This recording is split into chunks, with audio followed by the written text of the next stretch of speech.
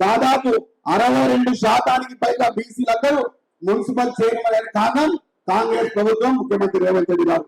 వారి యొక్క నాయకత్వాన్ని పెంపొందించాలనే ఉద్దేశంతో ఎక్కడెక్కడైతే జనరల్ స్థానాల్లో కూడా గణనీయంగా బీసీ కుల సభ్యులు ఇప్పుడు వారు కౌన్సిలర్ గా, మున్సిపల్ వైస్ చైర్మన్ గా, మున్సిపల్ చైర్మన్ గా ఇప్పుడు రాజకీయ నేపథ్యాన్ని గతంలో పూర్తిగా విధంగా లేకుండా ఇప్పుడు ప్రస్తుతం చూడొచ్చు 114 మున్సిపల్ చైర్మన్లలో దాదాపు 65% పైగా బీసీ కుల కుటుంబ సభ్యులందరూ రాజకీయ చైతన్యంతో, రాజకీయ ఉద్దేశంతో, రాజకీయ నైపుణ్యంతో ఇప్పుడు తెలంగాణ రాష్ట్రంలో చైర్మన్ గా పనిచేసిన ఘనత అది కాంగ్రెస్ పార్టీ ఘనత, అది ముఖ్యమంత్రి రేవంత్ రెడ్డి గారి ఘనత, అది మహేష్ కుమార్ గౌడ్ గారి ఘనత.